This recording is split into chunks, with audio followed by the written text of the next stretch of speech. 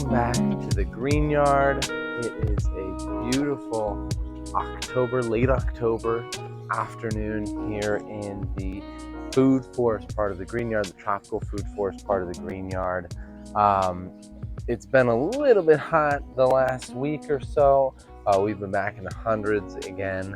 So I'm starting to see a little bit of sunburn on some of our newly growing leaves. Since we've cooled off, most of our trees have been pushing out a whole bunch of new growth. And it's really wonderful to see all that new life, that new growth coming off of our trees. We're also seeing a lot of growth since we cooled off from our extreme summer, where we had that record-breaking 115, 110 degree days pretty consistently throughout the entire summer. As soon as it started cooling off, we immediately saw some brand new growth, and a lot of growth at that. I'm looking right now at the jackfruit tree that's to the left of the camera here, and jackfruit tree itself, I can see right now, put on about 8 inches of growth since the beginning of September when we started to cool off. It's actually way taller than I am now. It's approaching that 7-foot mark, which is pretty amazing for our jackfruit sapling there. Same with our African tulip, really just taking off. We're over here in the tropical food forest part of the green yard, like I mentioned before. I really love this part of the green yard. This is my absolute favorite part of the green yard. I just love spending time over here, being around all of these wonderful, beautiful fruiting and flowering tropical trees. Like I mentioned before, we have our jackfruit and our African tulip. We also have our Jaboticaba tree, our red hog plum, that's been doing really, really well this late summer and beginning of fall. They love that heat, putting out an extreme amount of new growth. Curry mango tree is right down here. We got 4 mangoes off of that last year, 3 off of it this year. Hopefully, as I continue to shape it better, since that's something that I didn't do at the beginning, we'll get some better structure and some more mangoes moving forward. I have a big, huge papaya, putting on some papayas behind me, plumeria, and a whole plethora of other fruiting and flowering trees back there. But the reason we're here today is to talk about this tree next to me. I know it's kind of on the shorter side, so you're going tree. It is a tree. It's actually a Jaboticaba or Jaboticaba, depending on where you are from and how you pronounce it. I like to call it a Jaboticaba. And our Jaboticaba is also known as a Brazilian grape. So they are native to Brazil. The fruit itself looks like a large grape. They're on kind of the blackish, dark purple side. And one of the coolest things with our Jaboticaba is how they fruit.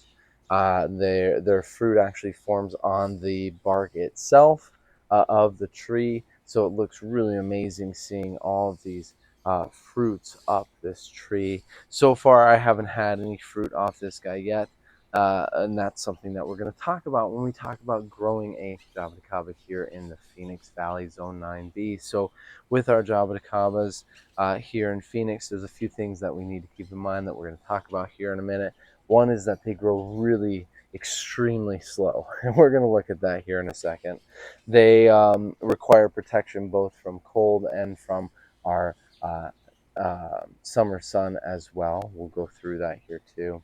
Also fertilization, mulch, and that soil pH is important to keep track of as well. So let's jump in. Let's look at our tree up close here. It's actually been doing really, really amazing this year, putting off a ton of new growth. It's gaining width. So before it was just kind of condensed here around the actual trunk. Now it's been spreading out. This whole branch is pretty much all new this year, which is awesome.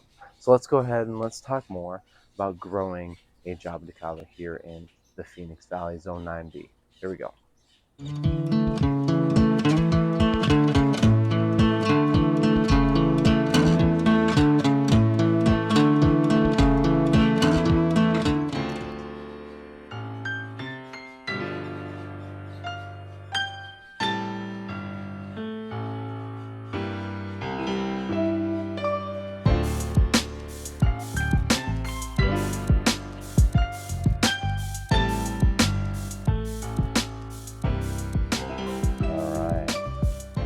Here's the soursop that we just did a video on about a month ago or so, and it's been just putting off some crazy new growth, and it looks totally different than it did a month ago.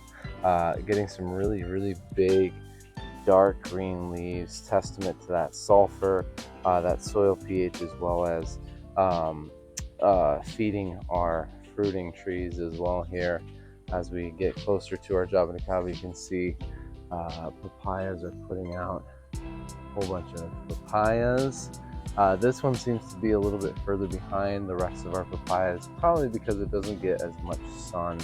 I've learned that papayas seem to like a little bit more sun. And then we have our Jaboticaba. So this tree, when I bought it, was in a 3-gallon container. Definitely on the smaller side of things.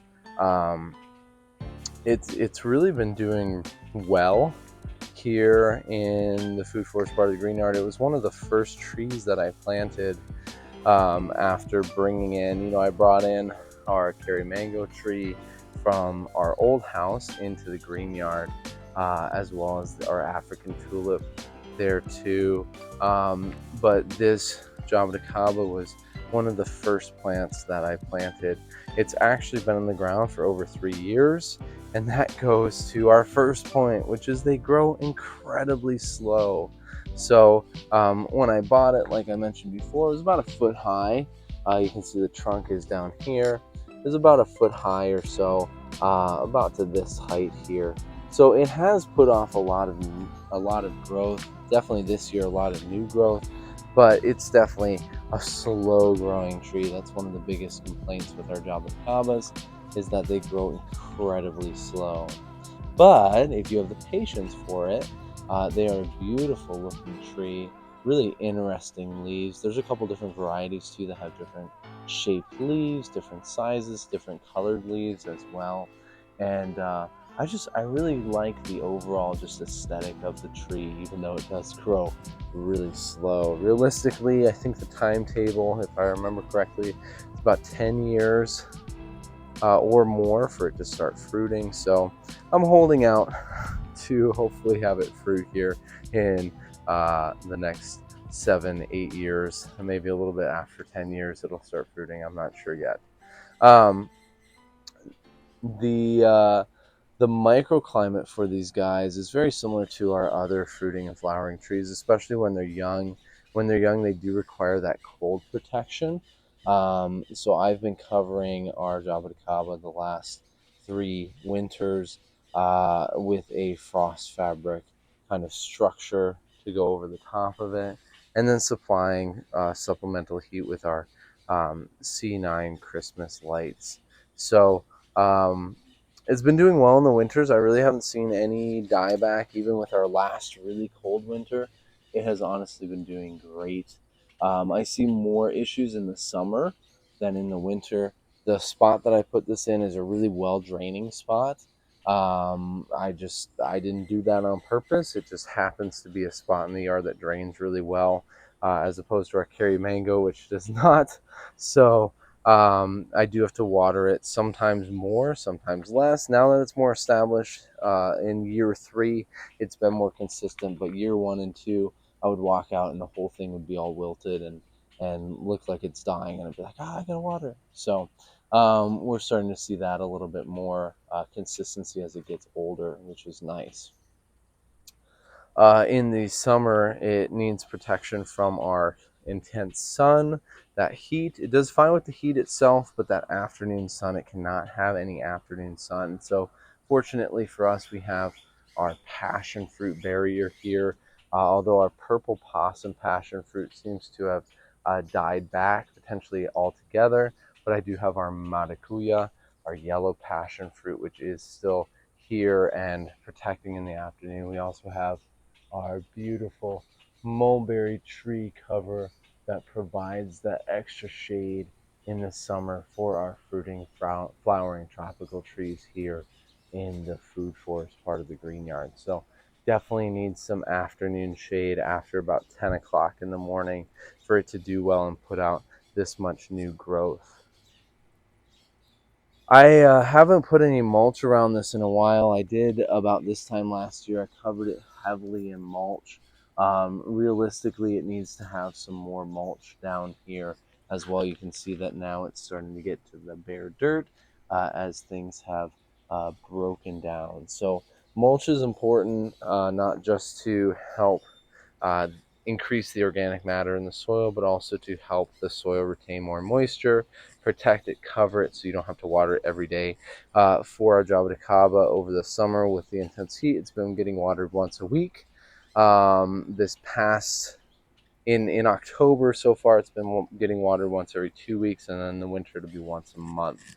So we do see kind of that decrease in watering as we get that cooler temperature, especially with our mulch. Um, In terms of fertilization and feeding our fruit trees, I have done a granular fertilizer before, but I haven't applied that in probably 2 years. So what I did at the beginning of about a year and a half ago is I started putting in and applying fish emulsion every month, once a month. I did fish emulsion, and that's when I've seen this explosion in growth.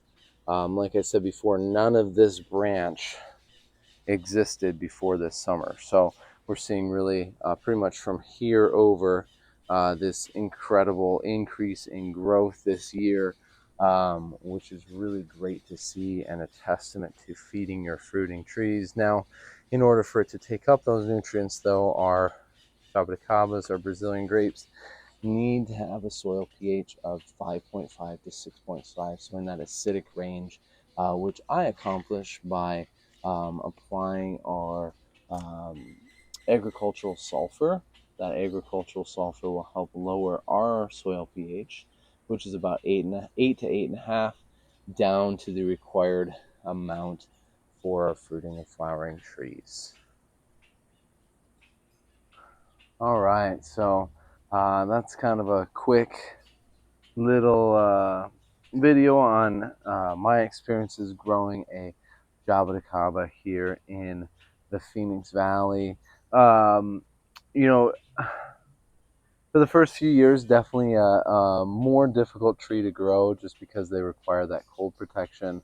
But after they get to, um, like 5 years old, a little bit more mature of a tree, they don't require as much of that cold protection. I'm already seeing, I didn't, even though I covered it and I supplied some supplemental heat, I didn't do it in the way that I protected my Jacote or my jackfruit tree or any of those really ultra tropicals or soursop or santal tree. I just, there was a few light bulbs in here, nothing like major, and it did great. So I'm seeing that already. It's doing well even in our really cold winters with just a little bit of supplemental heat. So I know that probably in the next year or so, once it gets through at least one, maybe two more winters, it's going to do fine. I won't have to worry about any sort of heat or frost protection during the winter. They can survive our winters as they mature without any sort of covering or protection, and that's true for the majority of our fruiting and flowering trees, like our jackfruit, our mangoes, plumerias, our African tulips. Once they get to that maturity age, they do pretty well. Some of our trees, like our custard apples or sour sops, they're always going to need to be protected. But some of our more hardy trees end up doing okay once they mature. Um, so really with our Jaboticaba, I really do like the shape of this tree. It is something unique. These little leaves, kind of the way the branches kind of branch out like that. Something very unique. I really do like the look of this tree. They just grow incredibly slow. They do require that lower pH, so that sulfur. I definitely need that winter protection while they're young, and that afternoon shade, that protection from our intense sun during the summer time, the summer months. They do also need to be fed as well, just like all of our other fruiting and flowering trees really do need some sort of food to be successful here in the Phoenix area. Mulch is helpful as well to break down, increase the organic material in the soil, which in turn helps to hold on to that moisture a little bit better. I really do. I can't get over this Jaboticaba. I actually want to add one more Jaboticaba to the green yard. I have heard of people getting our Jaboticabas to fruit here in the Phoenix area. Their trees are generally older than 10 years old in ground. So once they've been in the ground for about 10 years, they do start to fruit, which is a long-term investment, right?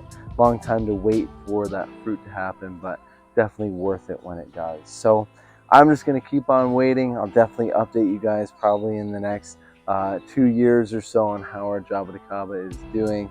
But in the meantime, live green, plant lots, and of course have fun. We'll see you next time.